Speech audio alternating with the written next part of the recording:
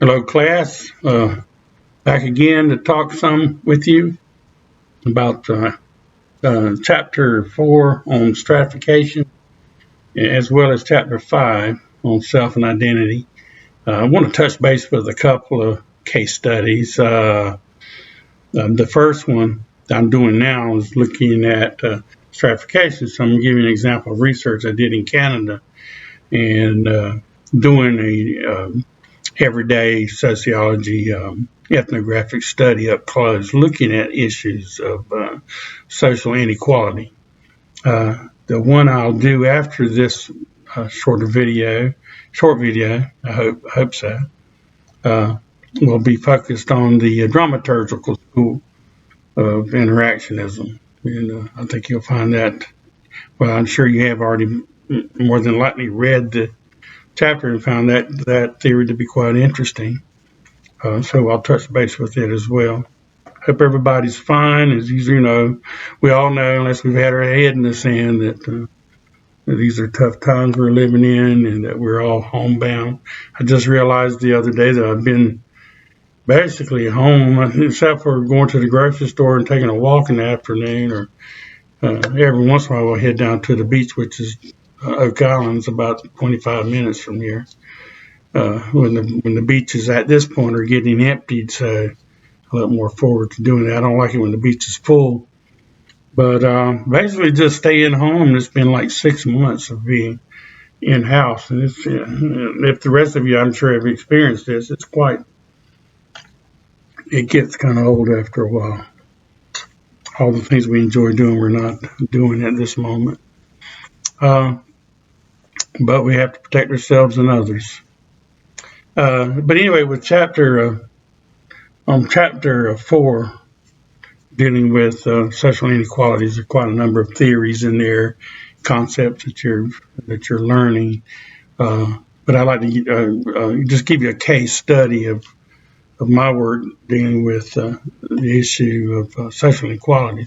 My background, for the most part, while it's theoretically in the area of conflict theory and critical symbolic interactionism. My other background is in social inequalities, and in particular social class and also race and ethnicity. So those two areas have been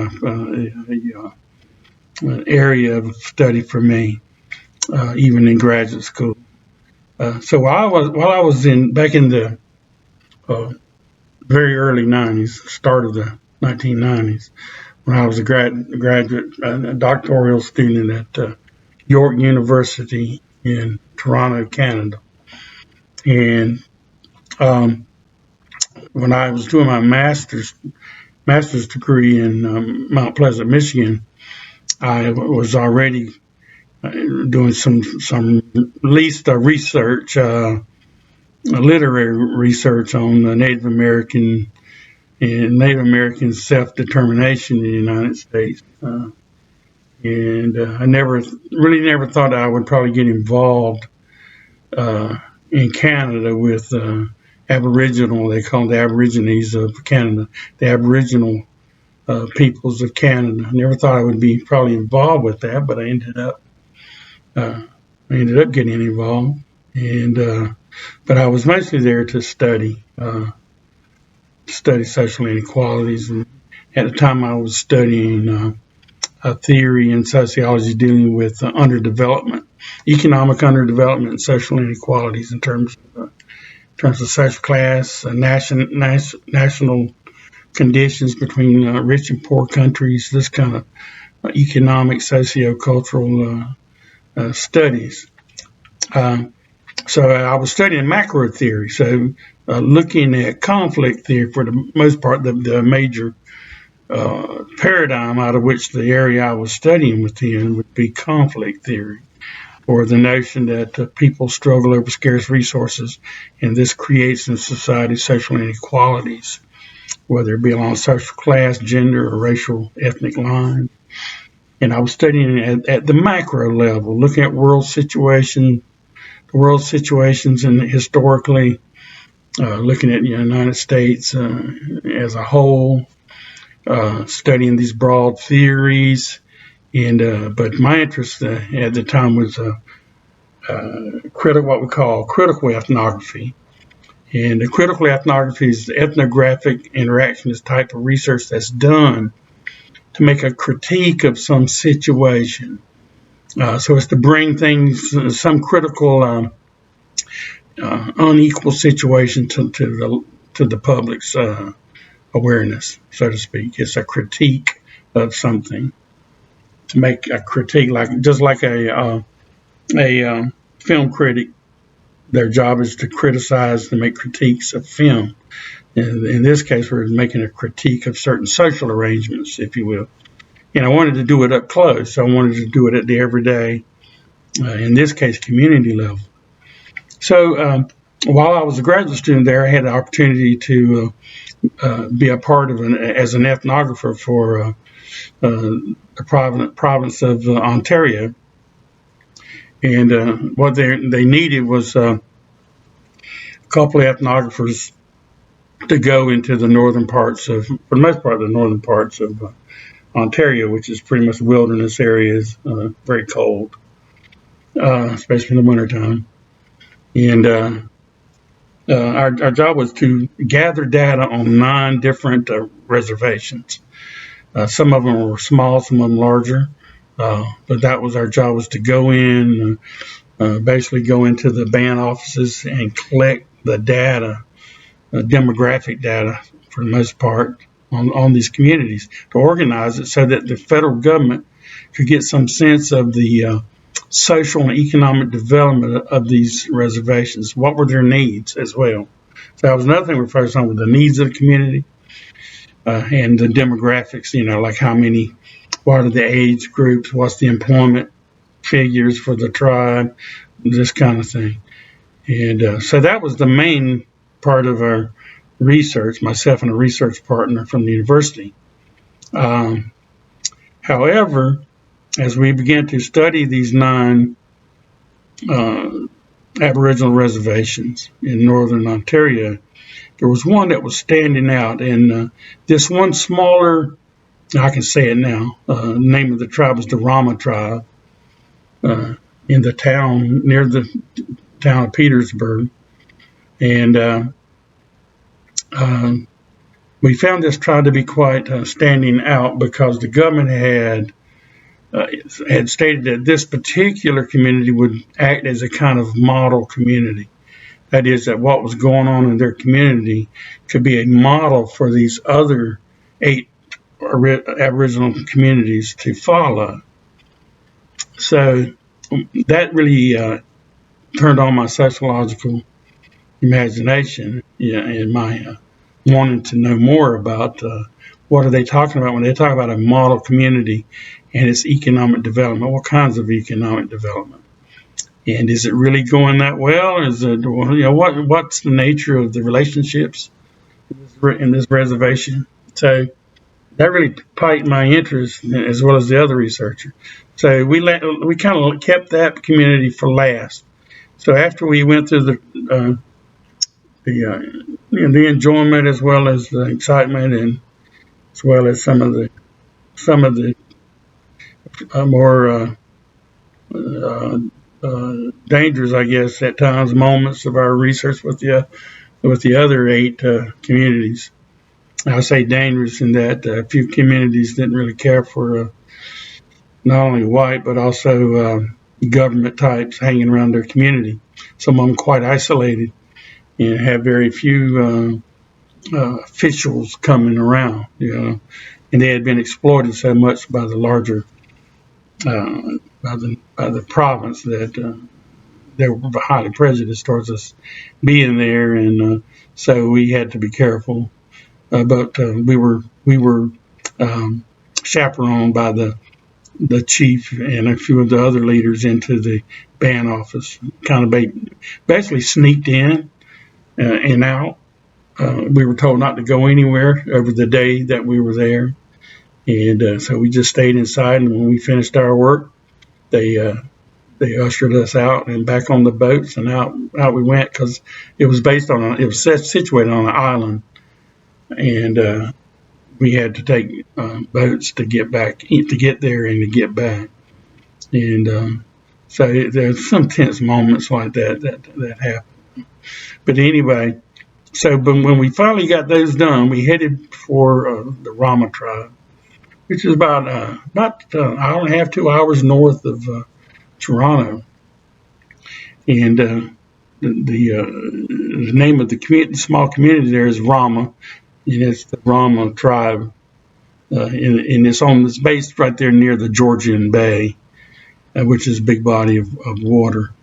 And also, and then the small town is the closest, right next to the reservation, is called Aurelia. So you can look that up, Aurelia, Ontario.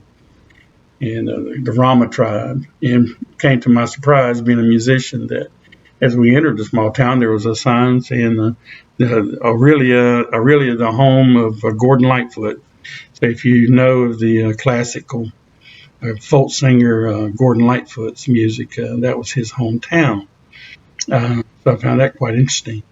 But anyway, as we got involved with this community, we began to ask. The chief was very open with us. Was glad for us to be there. He wanted to show some of the things that they had been able to accomplish, building new homes in the area, new trailer homes, working on getting employment in the area. So what we found interesting was that the tribe had been in competition with a local white community next door. And they were competing over having a plant, a factory, to come set on the reservation for employment reasons. And so they competed with the neighboring white community for this company that was stationed out of California. So it was an American company.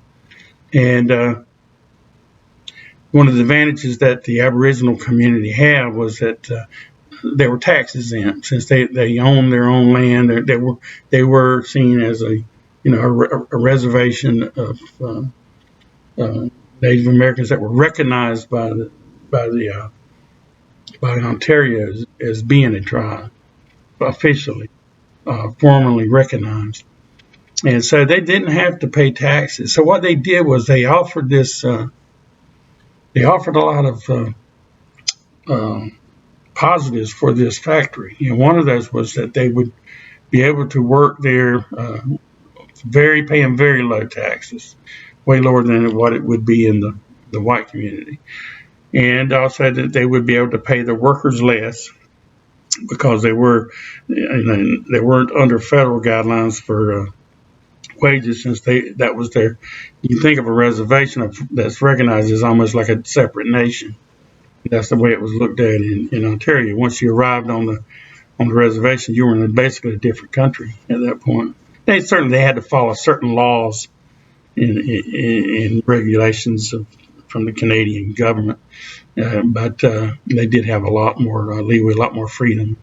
So this attracted the company, and the company came. It was a light fixture company, a light manufacturing company, low wage, we call it. It's a low wage company, didn't pay but less than minimum wage. And so I had already had all these background in the theories of underdevelopment and development, and how these companies can try to exploit certain regions, especially poor communities. And so we wanted to check this out. And so we opened up with talking with the chief, and he was able to introduce us to community people. This became a separate sort of research project that this happens in a lot of situations, that spilled over from our formal research.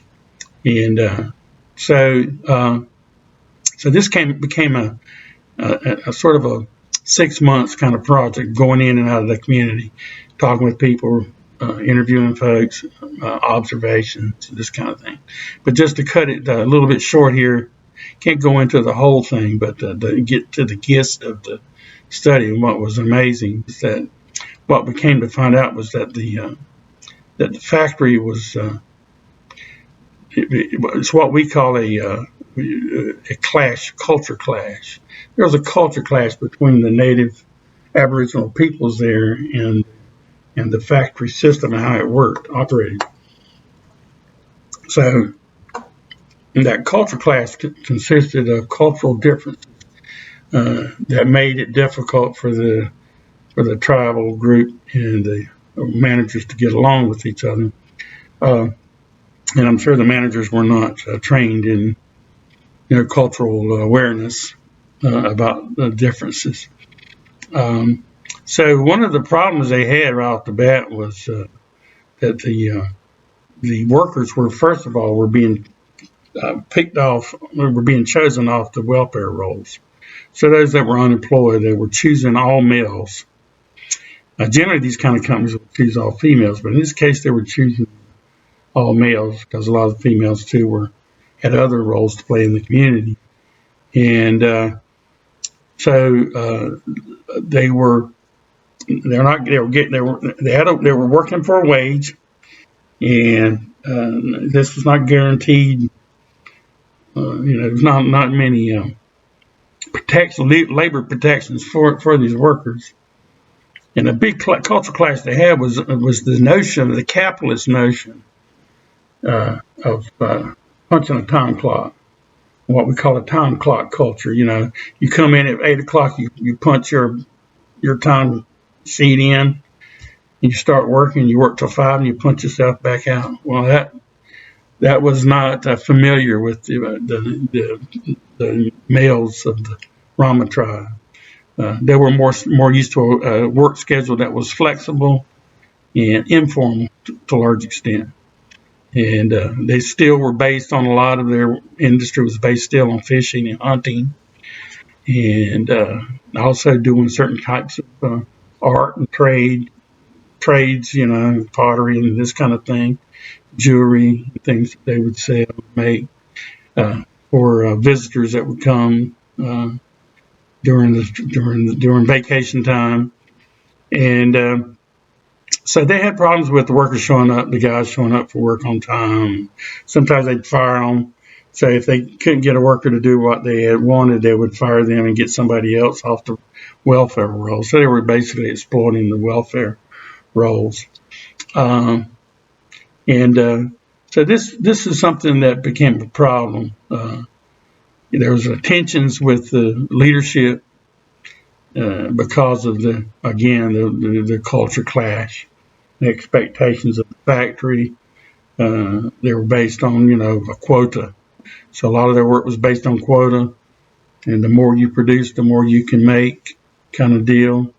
You see this, so this situation, this arrangement, economic arrangement, much like what you kind of see in third world countries, where these low-wage, cheap labor outfits will set up, like in Malaysia and Mexico and Latin America and other places, and kind of basically exploit the local labor. So we felt that this was a case study within Canada itself, within the country, exploiting native Aboriginal labor situation. And also we were documenting the culture clash. Well, one of the big events while we were there, that in terms of a conflict, right? A conflict happened over basically one day the managers opened the doors for the mill workers to come in, and it never showed. And we're talking the whole crew. So you can imagine a manager opening the door for the workers to come in and nobody shows up. That's kind of like when a professor has a class and no students show up. You're going to be totally shocked out of your mind. And they were definitely shocked because they were losing money because, again, they were based on a quota system.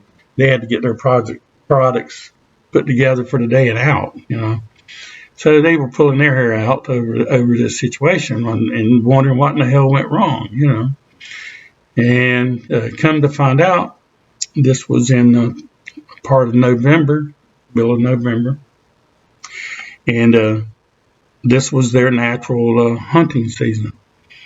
So what happens is during those first 2 weeks of hunting, they go off into the north to the wilderness and they go hunting and they're gone. I mean, they've left the community. They're way north, and they just took it for granted. They didn't even say anything to the bosses, or they just left. And so this causes massive tension with with the tribal peoples and the capitalist managers of this factory system. And so this really caused, it's kind of comical in a way, but in the end, the chief and the leaders got together and they decided to ask it wasn't working out, so they were going to ask the factory to leave. And so they basically, in the end, they forced them to close the factory. And kind of funny thing was that the manager, they had closed them out and told them to leave, and the manager still had his car and his cat. I guess he kept his cat in his car, his car in the factory itself. And he was told they couldn't come back, that they had to close the place down. So he had to ask them, "Can I got to come back and get my car and my cat?" And they the native, the chief and other members kind of laughed about that, But yeah, they really came. So anyway, so this is what happened, was that they ran the factory off. So this wasn't gonna, in terms of thinking of this community as a model community, was a mistake. So what we did was we wrote up a critical ethnography and published in the Journal of Native Studies, Journal of Canadian Aboriginal Studies. And basically what we were saying was that this model was not based on, it was based on a model that was in bias towards Western culture and not the Aboriginal people's culture. That is, the model was not flexible to take into consideration the cultural differences between the two groups. This became a critical ethnography. We were criticizing this governmental program and saying that it was not workable for the other 8 Aboriginal communities, and that something else needed to be devised. And so we basically made suggestions of what we call culturally sensitive economic development models. Well, last time we saw the community and the chief, we were going to part our ways. And I can remember saying to the chief, I hope that, we really hope that in the future you guys will be able to get things together, that things will be great for your community here, and that you'll make progress. And he kind of had a glint in his eye. And he said, "Oh, we're already working on something, but I can't tell you what it is at the moment. But we've got something going on." And so we thought, well, that's great. And so by then, we'd finished the study. And I was working on my dissertation, and I was getting ready to leave for South Carolina to do my ethnographic study with the PD tribe in South Carolina. And so I had been gone for 2 years. I did a year of research and taught at Pembroke part-time while I was doing my research and working at mental health as well. And then after I finished that, I moved back to Michigan near the Canadian border, where I had gone to graduate school there in Mount Pleasant, Michigan, and wrote my dissertation and defended it. Well, anyway, when I went to defend my dissertation, I was in a motel there in York. It's called York, North York, which is a northern suburb of Toronto, and that's where York University is located. So I was there, and when I was in the hotel, there was a big one of these city magazines. They're hardback. They show you all the things that are going on. So when I first opened the first page, there was this one huge, the first whole page, Rama Casino. So the glint in the chief's eye was that they were going to get their own. They didn't actually. This was not an outside casino. They bought their own casino. And they started out in the first couple of years just a bingo game. So they allow, anybody from the larger community, whites, anybody could come and play bingo. And they were saving up their monies and working with getting their funds together. And they ended up building the biggest casino in Canada. And so I was so ironic to me to see that this small 500 member Aboriginal tribe, very poor community, now we're what the chief had told me, they were playing the white man's game of making money, and they certainly were. There's a lot of controversy over gaming, and some people have a negative view of it, and other groups have a positive view of it. And I'll have something more to say about that in a future video about because I've also worked with another tribe in the United States in dealing with gaming, and so I have my own sort of my own opinion on it about whether it's good. It's got both good points and bad points. But anyway, this was just one study I did, again, doing a critical ethnography field research, looking at social stratification, but looking up close.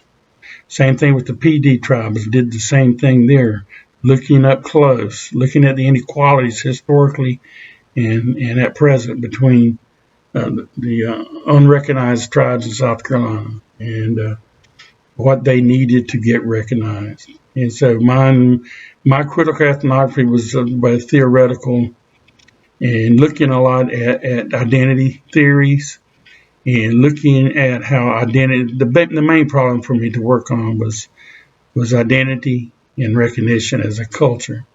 So I had to, I say we because we were collaborating, myself with some of the PD leadership in bringing a cultural, socio-cultural portrait of the community that historical, it was both historical and cultural, and putting all of that information together to provide a convincing portrait of that community as an actual Native American community. So that took quite a bit of time, but that was an up close micro kind of study of a community looking at social inequalities, and it can be very productive.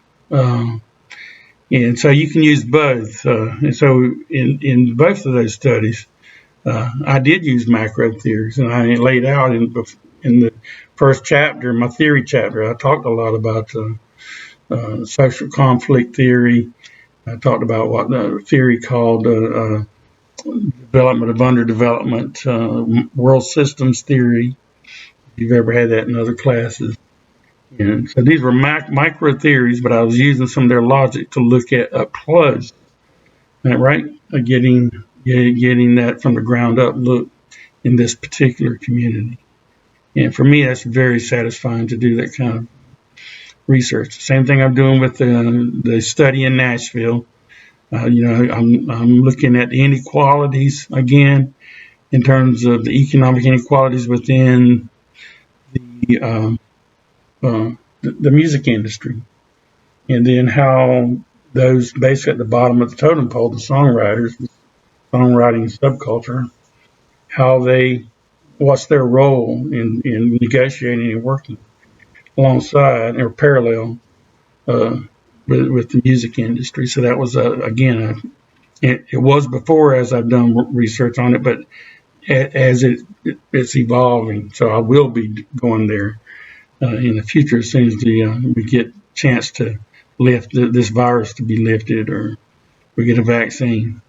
And so that will also be a community study up close, talking and interviewing songwriters, and also going and I've already contacted some music producers and some record company people to interview when I get there. So look at it from both sides and get a good inside portrait of what's going on, what has changed over time. So anyway, I just wanted to share that study with you, and I'm going to, right behind this one, I'm going to close this one out and then talk a little bit about dramaturgy. So I'll see you guys on the other side.